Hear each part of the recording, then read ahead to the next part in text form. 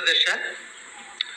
Logistics, employment, industries మీద మాట్లాడే అవకాశాన్ని కల్పించినందుకు మీకు ప్రత్యేకంగా ధన్యవాదాలు తెలియజేస్తూ, ప్రపంచం అంతా కూడా ఈ రోజున లాజిస్టిక్ హబ్బుల్ని ఎక్కువగా ఏర్పాటు చేసుకుంటూ రోడ్డు మార్గాన్ని, రైలు మార్గాన్ని, ఎయిర్ మార్గాన్ని, సముద్ర మార్గాన్ని నాలుగుటి అనుసంధానం చేసుకుంటూ ఈరోజు ప్రపంచం అంతా కూడా లాజిస్టిక్ హబ్బులకి ప్రాధాన్యస్తున్నటువంటి తరుణంలో ఆంధ్రప్రదేశ్కి వనరులకి కొరవలేని ఆంధ్రప్రదేశ్లో మనం అందరం ఉన్నందుకు అదృష్టంగా భావిస్తూ, ఒక విజనరీ లీడర్ ఆధ్వర్యంలో ఈ రాష్ట్రం నడుస్తున్నందుకు, ఒక ప్రోగ్రెసివ్ లీడర్ నాయకత్వంలో భవిష్యత్తు ముందుకు పోతున్నటువంటి ఈ తరుణంలో ఈ రోజున మా కావలి నియోజకవర్గానికి సంబంధించినటువంటి మల్టీ మోడల్ లాజిస్టిక్ పార్క్ని మా ప్రాంతంలో ఏర్పాటు చేసే దిశగా అడుగులు వేయాల్సిందిగా ప్రభుత్వాన్ని కోరుకుంటూ, ముఖ్యంగా మా నెల్లూరు జిల్లాలో కృష్ణపట్నం పోర్టు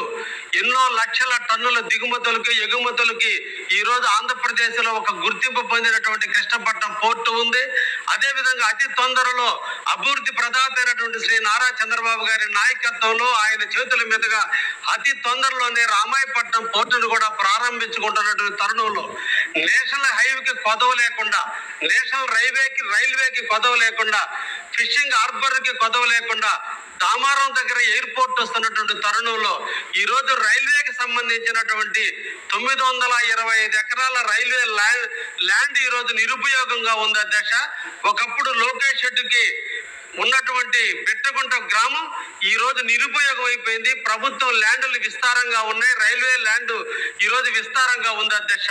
అక్కడ ఒక మల్టీ మోడల్ లాజిస్టిక్ పార్క్ ఏర్పాటు చేయగలిగితే ఈ రోజు కంటైనర్ పోర్టుల్లో బ్రేకింగ్ కానీ, లేదా ప్యాకింగ్ కానీ, గోడౌన్స్ కానీ వీటన్నిటినీ కూడా ఏర్పాటు చేయగలిగితే ఈ రోజు బెట్టగుంట గ్రామం నుంచి రామాయపట్నం ఓన్లీ 28 కిలోమీటర్ల దూరంలో ఉంటుంది.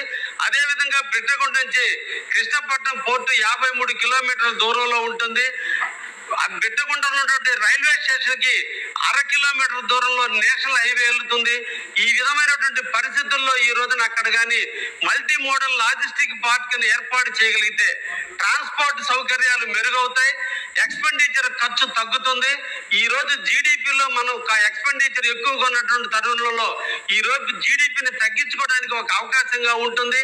సరుకుల్ని విపరీతంగా త్వరగానే ఒకవైపున మెడ్రాసు, ఒకవైపు బెంగళూరు, ఒకవైపు హైదరాబాద్, అదేవిధంగా ఈ రోజు వివిధ ప్రాంతాలకి రైలు మార్గం, నేషనల్ హైవే మార్గం ఉన్నందువల్ల సరుకుల్ని స్పీడ్ గా కూడా డెలివరీ చేయడానికి అవకాశం ఉన్నటువంటి ప్రాంతంగా ఈ రోజు మాకు కావలి నియోజకవర్గంలో ఉన్నటువంటి బెట్టగుంట ప్రాంతం ఉంది. కాబట్టి తప్పకుండా ప్రభుత్వం, ఎందుకంటే నేషనల్ ప్రభుత్వం ఈ రోజున 35 MMLP ప్రాంతాలను గుర్తించడం జరిగింది.